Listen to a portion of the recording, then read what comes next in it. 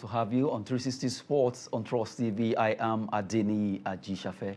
Well, we just have to start with a very good story concerning a Nigerian. Her name is Adekuoroye, who has done well for Nigeria and also for herself in the world of wrestling, as she was able to win gold in Canada. Well, in Alberta Open Championship took place in Canada, and Adekuoroye, who is a student over there at the University of Saskatchewan, was able to win a fight in the 62 kilogram category as she fought against 4 wrestlers. She won her fight, and now she's smiling because she won gold after the occurrence at the Olympics. That really did not deter the lady who actually made sure she won this encounter. Using that to open the floor on 360 Sport, joining me is Sharif Abdallah. Good to have you. Thank you very much. And I've been talking, yes, I've been talking concerning Adekuoroye, a lady who all over well on her at the Olympics, but everything went down. But this time around, she has started again doing well. She is now a student at the University of Saskatchewan in Canada, and she was able to compete in wrestling 62 kilogram category. She won 4 fights, and now she scooped gold. And that shows that really Alberta Open Wrestling Championship, Nigerian Adekuoroye, Commonwealth winner, African record holder. Now she's smiling with a gold medal. Well, without doubt, she's one of the best Nigerian athletes at the moment, who's really doing well for herself and for the nation by extension. And having, at the moment, I'm sure she's trying to forget the past of the disappointment of what happened to her in recent times. Maybe especially the fact that, she did not do really well in the Olympics. But that does not take away the fact that she's, at the moment, Nigeria's best wrestler, best female wrestler. So she's doing really well for herself and doing well for the nation. So this is telling you that Nigeria will surely be, because she's a role model at the moment, and a lot of young ladies are looking up to her. And with her exploits in wrestling, that is really building a lot of passion for young ladies. So I think we should just keep tracking Adekuoroye, who's really doing well, fantastically well in Canada at the moment. Good one there, Adekuoroye winning gold for herself in Alberta Open Wrestling Championship, where she was able to defeat 4 different wrestlers for her to win. And that's a good one there. And now as we speak, she's a student already, studying arts and science at the University of Saskatchewan in Alberta. Congratulations to Adekuoroye, putting Nigeria on the world map there. And now we move away from there. Let's talk about Nigerian Nationwide League One. Well, when the league started on 16th of March, some teams did not participate in that particular, those games. And now 17 clubs, those clubs that were being found wanting, according to Nationwide League One Secretariat, that they could not finish up with their registration, and also did not take part in the first match or the first encounter in the NLO Nationwide League One. Right now, 17 of them has been penalized out of the league. Let's look at those 17 teams right now. As according to the Secretariat, where we have Positive Academy from Oyo, Itwen International FC of Akwa Ibom, FCI UBA, Anambra, Lamre United of Enugu, Adoration also from Enugu, Isoko United of Delta, Solid Plateau, Angels FCT, Cincinnati FC of Lagos, Godoski FC of Anambra, Joy Comet of Lagos, FC Bumaro also of Lagos, Juvenile FC from Ogun, FC Taraba, Ulisa FC Ogun, ASDC FC of FCT, and Dolphin Football Club of Kaduna. Those are the 17 clubs right now.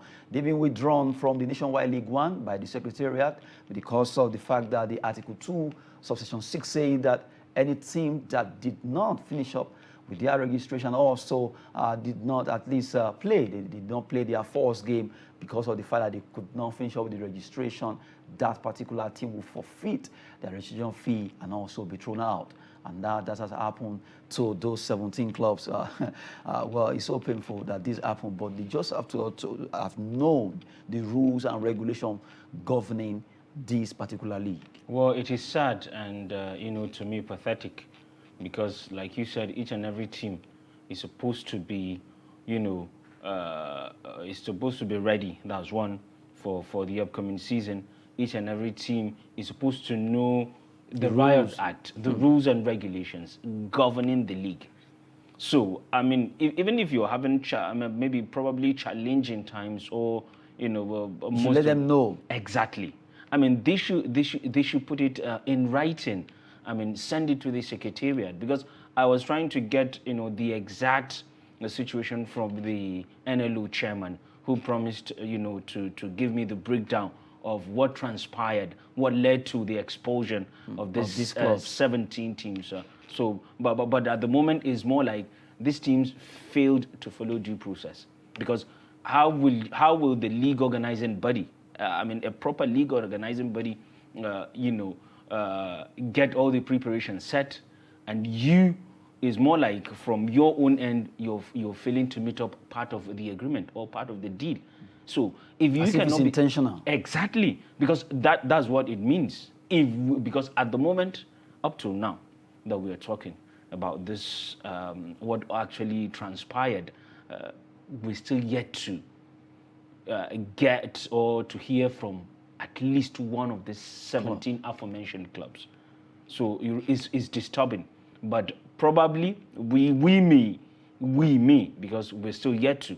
But it's actually not nice for you to fail to honor a game, fail to register, and these are some of the rules governing a proper league football setting. And funny enough, they started with the registration. I think from the way the issue of forfeiture came up, that they have to forfeit their registration fee now, even if they've paid or not. But from the way it is, at least there was a stipulated time given to each club that, okay, if you want to participate in NLO, you've qualified, register your players, get the license card, get everything ready. So what's the problem? Well, at the moment, from the way I see it, I want to question the commitment of these teams.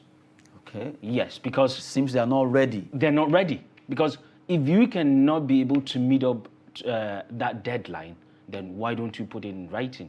I'm not ready for this. The authorities, the let officials. them know. Exactly, let them know. They can, they can decide to extend an olive branch. They can perhaps maybe extend the deadline, or perhaps find solutions to how everybody can. Exactly, just to accommodate each and every club. So from at the moment, I see lack of commitment from these 17 teams. Well, the 17 teams right now, they've been expelled, at least they've been removed from that league, and we just hope that everything goes well with the remaining. At least this league has about 150 clubs participating. That's the biggest you can ever have in Nigerian league. There are so many clubs there, and the funny enough, these clubs have so many talent where easily they can allow media to showcase their players. And well, from the way it is, 17 clubs expunged from the NLO now. We just have to find their feet, as they will be going by to drawing a board to see what they can do concerning maybe next season, or that's if they won't be sanctioned. Well, you made mention of a lot of talent. I mean, the NLO is more like a breeding ground for young and talented footballers to make it to the top. I mean, starting from to maybe probably to National League, to Nigeria Professional Football League, NPFL, and by extension to the national teams. We don't know. I mean, this is where we get some what many call unrefined talent, Crude talent, not really polished, but at least you will come to realize that there are glimpses of brilliance among these players. All they need is to improve their technical ability. I mean, coaches will also be there to put an eye on them. So it's just sad, trust me. At the moment, the situation is pathetic. Well, we just hope that everything go well with Nigerian football. At times, things will just go the way it is. Even the general sport. We've been talking concerning 17 teams that have been withdrawn or expunged from the NLO, Nationwide League One. Well, let's see what's going to happen concerning that. Now, let's go and talk about matches that will be coming up. Starting from today, the World Cup is here. The season is here throughout the whole world. It's a FIFA break time. Let's see what the countries will be playing, starting from European Part A fixtures, where Italy will be playing against North Macedonia, Turkey, Portugal. Big match there. Sweden, Czech Republic, Austria, Wales. These are the matches coming up. in the European Part A fixture. Sheriff, if you look at this game, you want to say that for Italy, North Macedonia is a stroll in the park for Italy, looking at the name of the country they are going to be playing. But football can be so dicey. Portugal, Turkey, that's a match I would love to see, because I know how Turkish players are always so very, very stubborn when it comes to playing. Absolutely. Even the North Macedonia you're talking about, let me just quickly refresh your memory. Remember this same North Macedonia upset the diamond shaft of Germany. Yes. It shocked them. Exactly. So it's more, and what they did was more like sending a shocking waves to European and world football by extension. You made mention of football can be extremely dicey. You know, arithmetically, 1 + 1 is 2. But trust me, in football, it can give you 100 or even above that, or now, below that. If you look at Portugal, Turkey, who are you standing with there? Well, Portugal, Turkey is actually a big, big clash as far as this fixtures is concerned. Is really a big clash. But you know, at the moment, we know that Portugal stand a very good chance to beat Turkey. But I think they should be very careful. Sweden, Czech Republic? Sweden, Czech Republic. We've seen what Czech Republic did in Euro 2020, sometimes last year.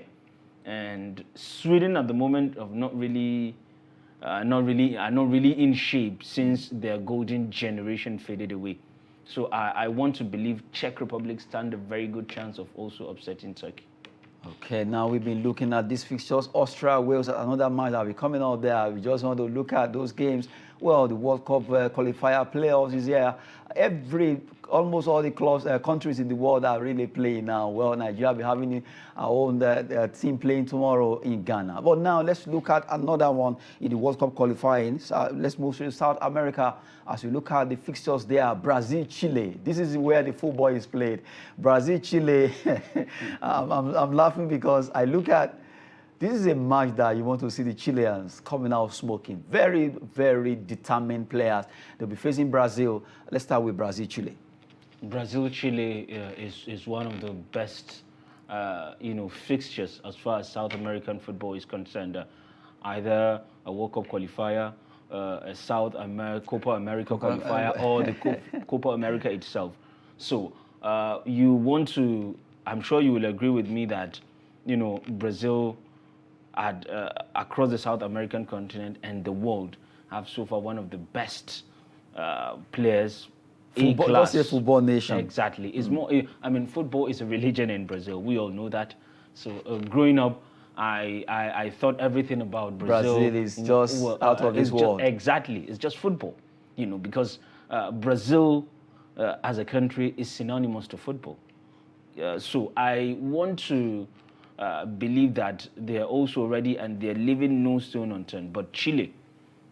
We've seen what they've been. I mean, this is one country that always upset Brazil or Argentina, the powerhouse, soccer powerhouse of South American football. So I think Brazil should worry about Chile, but we might see an upset. But I see a very scrappy win for Brazil. A scrappy win for Brazil coming from Sharif there. If they are going to win, it's going to be a very tough one. Chile can be so stubborn when you play against them. Still talking about the South American World Cup qualifying series that's coming up.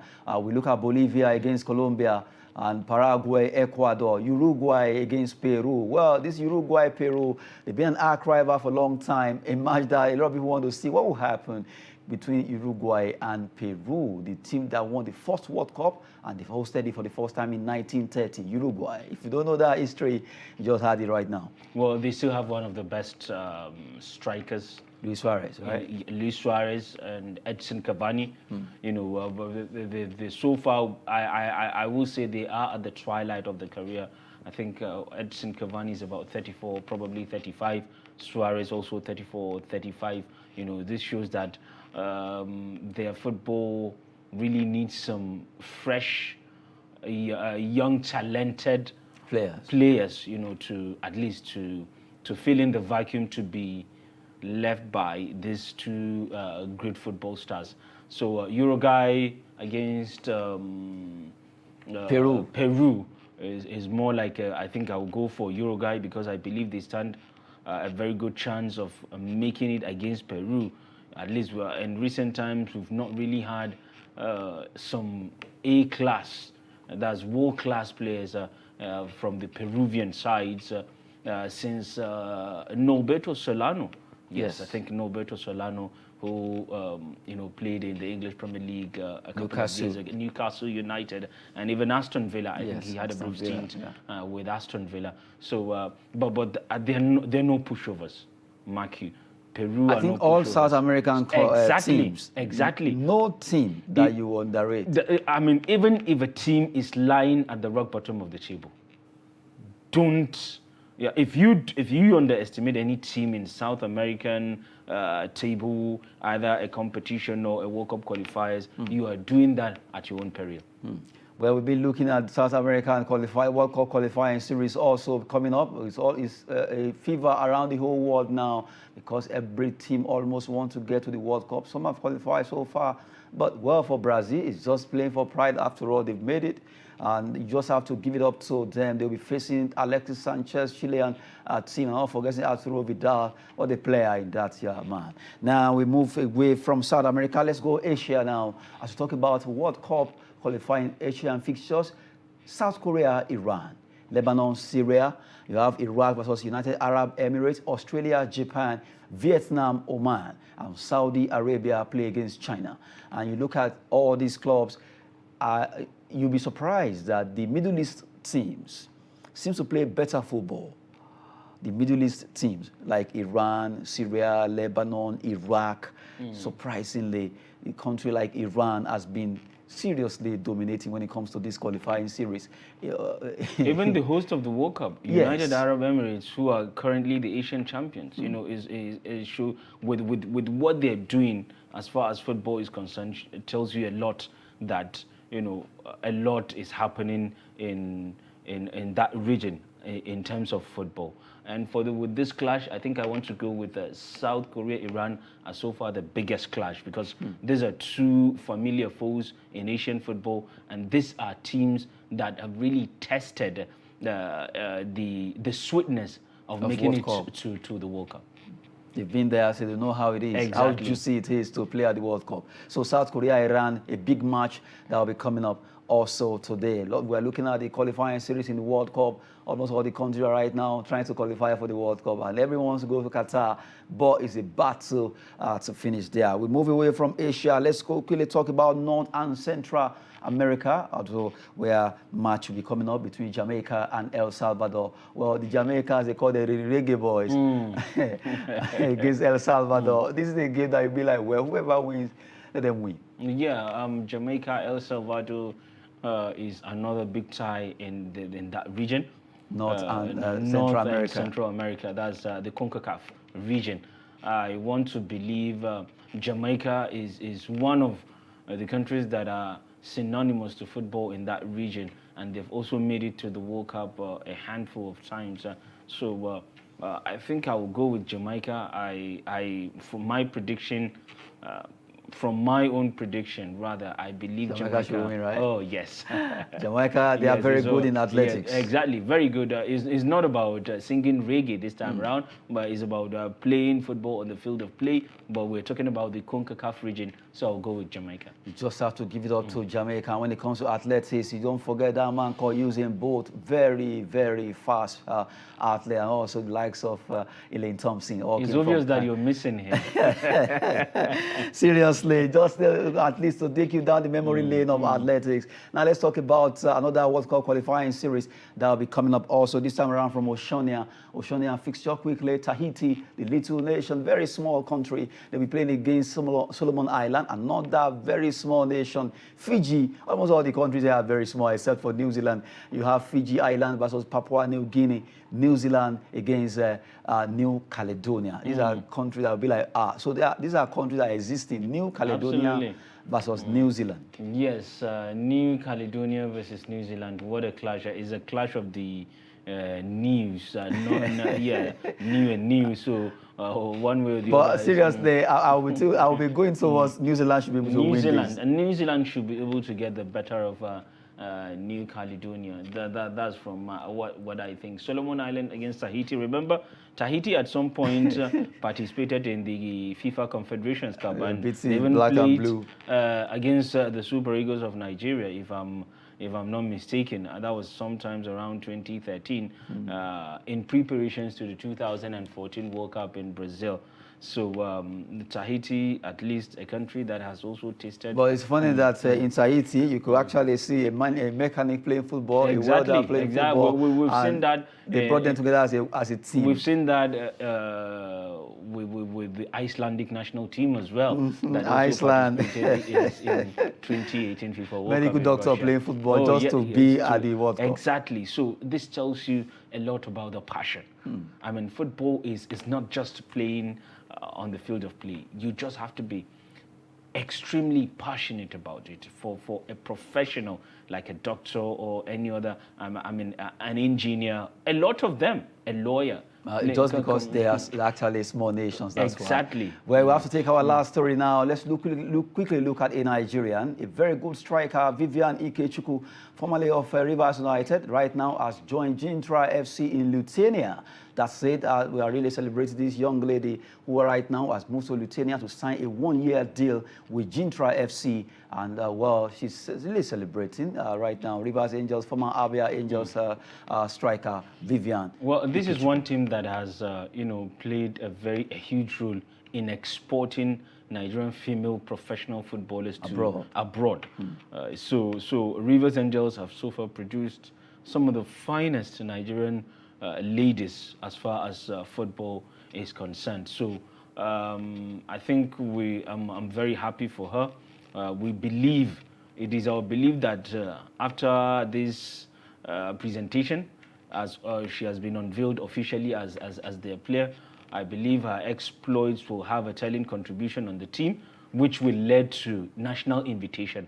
So if she's playing, regularly for the national team, with how Nigeria is playing in terms of women football, I mean, all eyes is on Nigeria as far as women football is concerned. So that will attract a lot of clubs, even from Europe. I think there's a revolution now in women football.